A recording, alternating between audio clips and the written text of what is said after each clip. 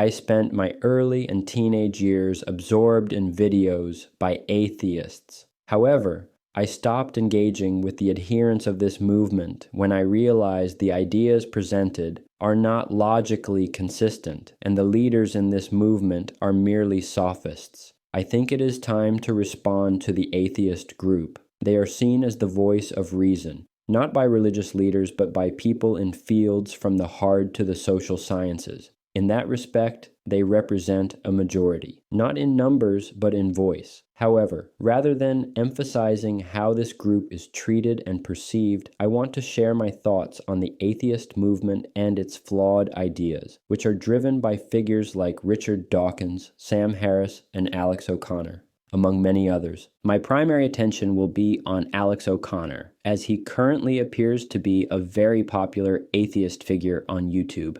His video, titled, "This is Why I Don't Believe in God," outlines the atheist's sentiments regarding the idea of God. It is my belief that this video is a great starting point to tackle atheism and dismantle the fundamental idea that the entire movement relies on. Although Alex O'Connor does not speak for the whole of the atheist community, the arguments he presents in the video demonstrate the opinions held by many of his followers and adherents of atheism. Most of what Alex O'Connor conveys is portrayed by the media as novel or original, but I will prove that is far from the truth. His ideas are neither new nor original, so the attention he receives is puzzling. To demonstrate this, I will break down his three main arguments against the belief in God and prove them wrong. Although I am focusing on O'Connor, you will see that the core principles of these arguments are uniform across the entire atheist movement, making my critique broadly applicable.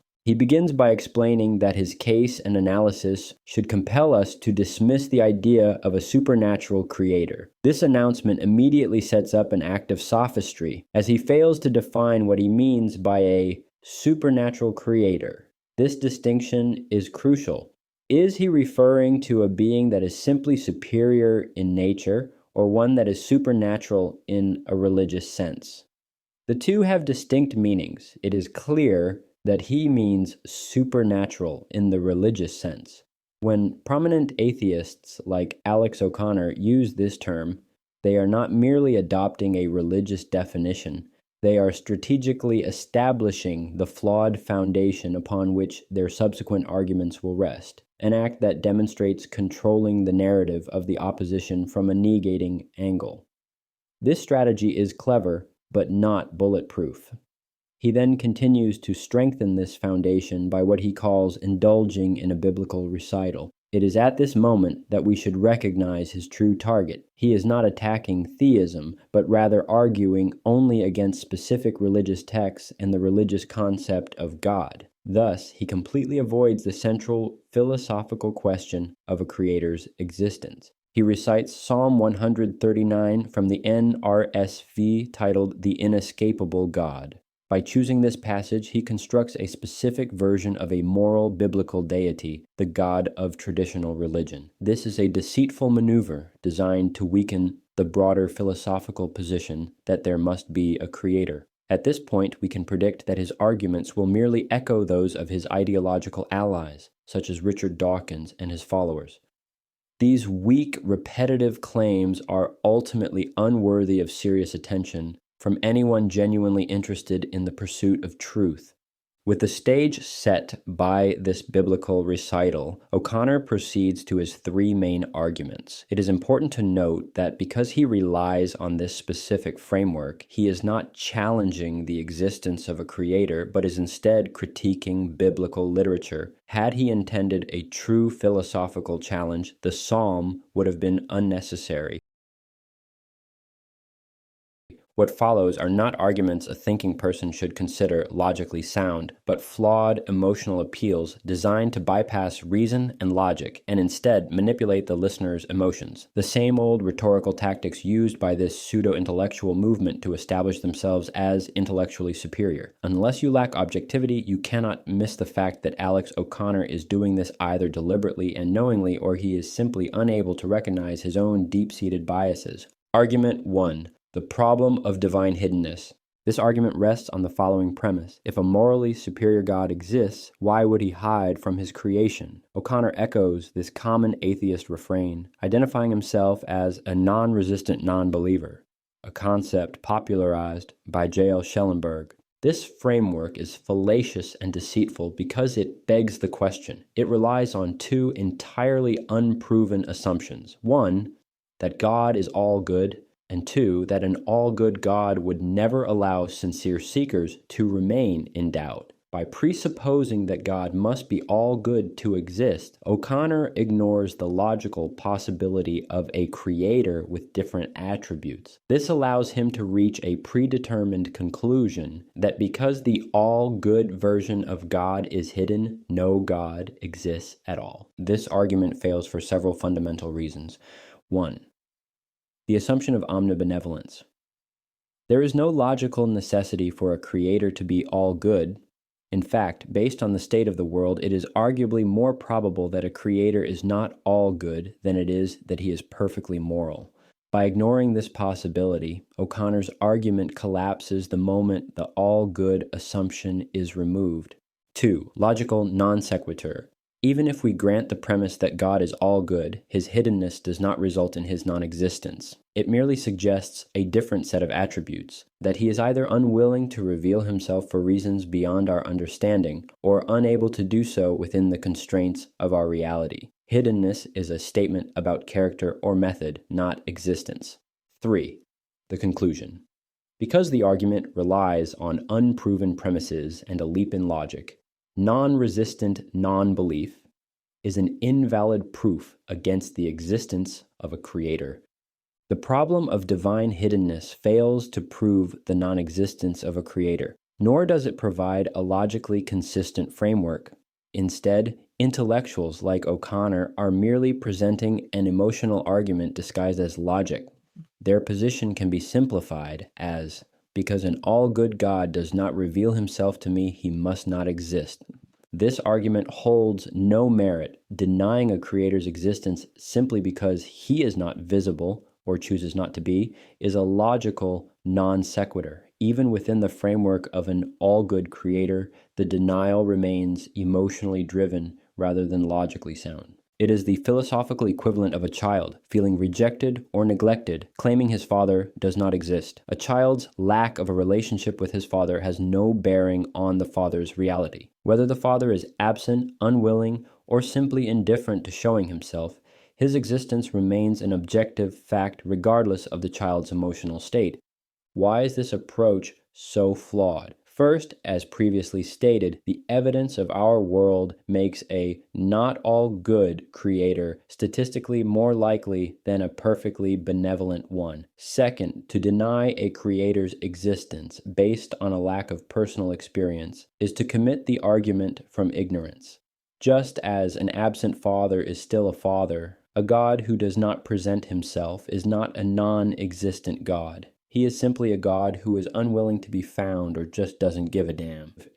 Finally, O'Connor claims that his disbelief is not a choice, comparing his lack of faith in God to a lack of belief in aliens. This is a calculated maneuver designed to mask his emotional bias. By using this analogy, he attempts to frame his preceding points as a logical case against a creator's existence, when in reality they were merely critiques of a literary character, keeping his believers under control from a pseudo-intellectual angle. This is a pure act of modern sophistry. He is attempting to deny a metaphysical reality using nothing more than a moral grievance against a text. Before O'Connor delivers his second argument, he spends a significant amount of time building what I call a biographical shield. He reminds us he was an altar boy. He tells us about his degree in theology and philosophy. He mentions his roommates and his Bible study groups. This isn't just flavor text. It's a calculated move to establish himself as the ultimate seeker. He is essentially saying to the audience, I have looked everywhere, so if I haven't found God, he must not be there. This is a classic appeal to authority, specifically an appeal to his own experience as if it were a universal logical proof. But notice the sophistry in how he handles the actual philosophy. He name drops the heavy hitters, the argument from contingency, fine-tuning, the argument from mathematics. He says these words to signal to you that he's done the homework. But here is the catch. He doesn't break them down. He never addresses the logic of a necessary being or a first cause. Why? Because those arguments point toward a metaphysical creator, a being that exists outside of space and time. Those arguments are difficult to dismiss with statistics or stories about altar boys.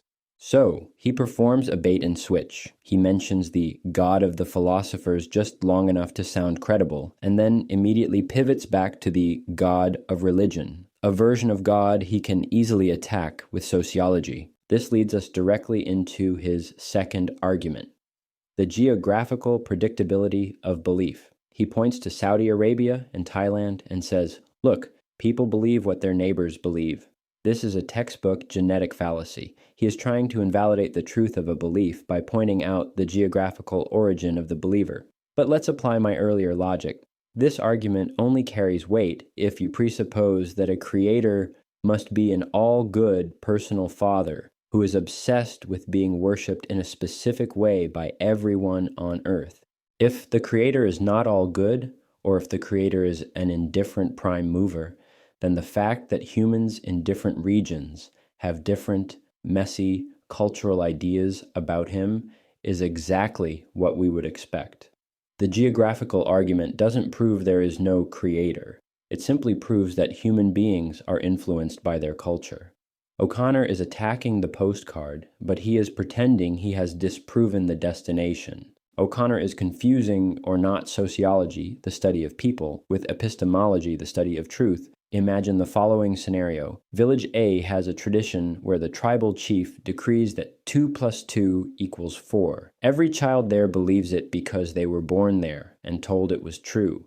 Village B has a chief who decrees that $2 plus $2 equals $5. Every child there believes that for the same geographical reasons. O'Connor's logic, since the children in Village A only believe 2 plus 2 equals 4 because of their geography and their chief, the Bible religion, the idea that 2 plus 2 equals 4 is just a man-made cultural phenomenon. It isn't an objective truth revealed by a universal logic. The reality, the fact that the children learn the truth through an arbitrary geographical process doesn't make the math any less true.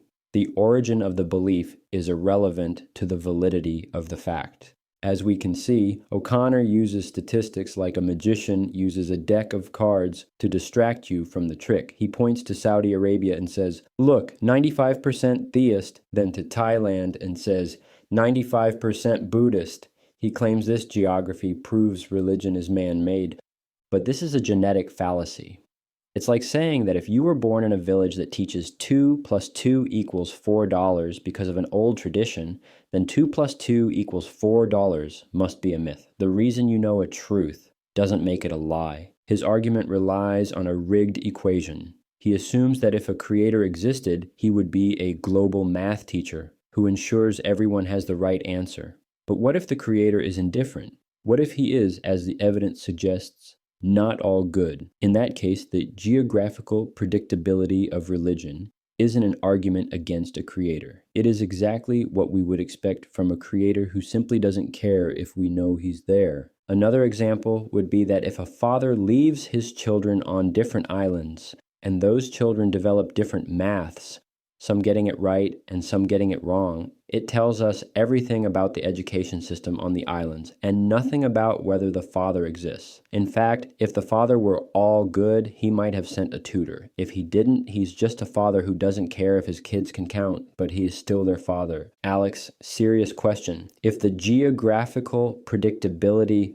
of a belief makes it a man-made fiction, should we conclude that your atheism is just a cultural byproduct of 21st century Western Europe? Or are you the only person on Earth whose pursuit of truth doesn't require a passport? Because from where I'm standing, it seems you aren't actually looking for the architect of the universe. You're just a tourist complaining that the local deity didn't leave a mint on your pillow. Argument 3 is where Alex finally admits he isn't looking for a creator. He's looking for a safety inspector.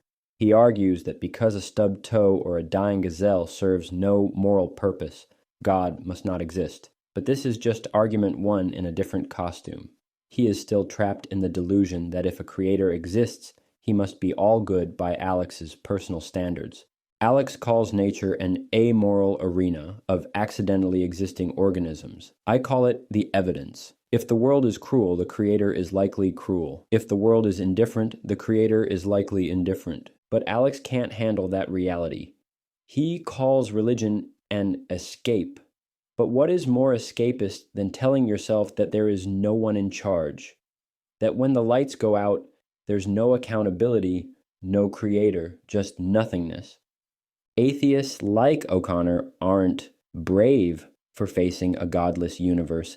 They are terrified of facing a creator who doesn't fit into their moral box. He denies the metaphysical because he hates the moral. He is the child claiming his father doesn't exist because his father is a monster. But a monster is still a father, and a sadistic creator is still a creator. Alex O'Connor's entire argument, from divine hiddenness to geographical belief to gratuitous suffering, is built on a single fragile pillar, the assumption that a creator must be good. He spends his career knocking down that pillar and then claiming the entire temple of theism has collapsed. But as we've seen, he isn't destroying the temple. He's just knocking down a straw man. If the creator is indifferent, hidden, or even sadistic, then every one of Alex's proofs for atheism actually becomes evidence for the creator. He calls religion an escape, but let's look in the mirror.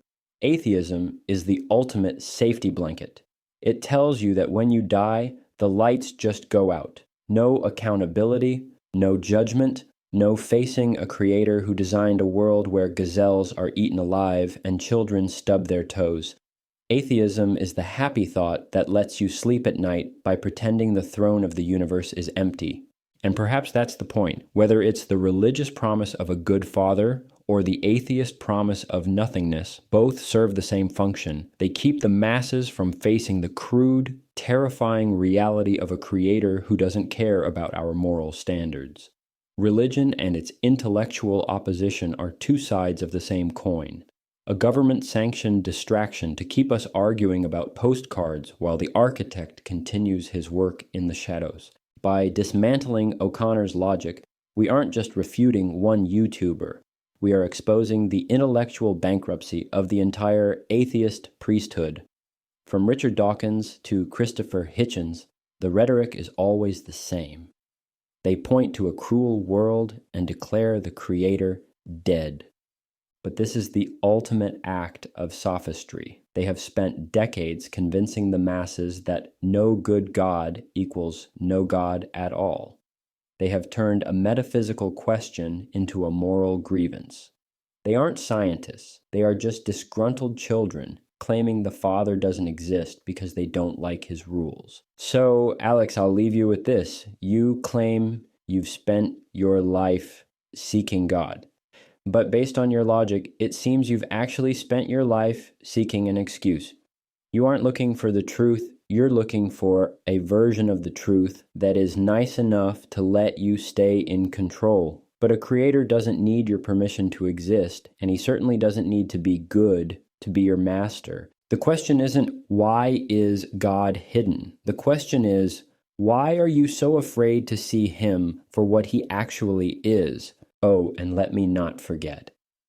To the followers of Dawkins and O'Connor, if you found out tomorrow that the creator of this universe was an amoral, cold, and indifferent architect, a being who designed the food chain just to watch the struggle, would you have the courage to acknowledge his existence? Or would you crawl back into your nothingness safety blanket? Because the truth doesn't care if you find it unpleasant, and the architect doesn't need to be your friend to be your creator.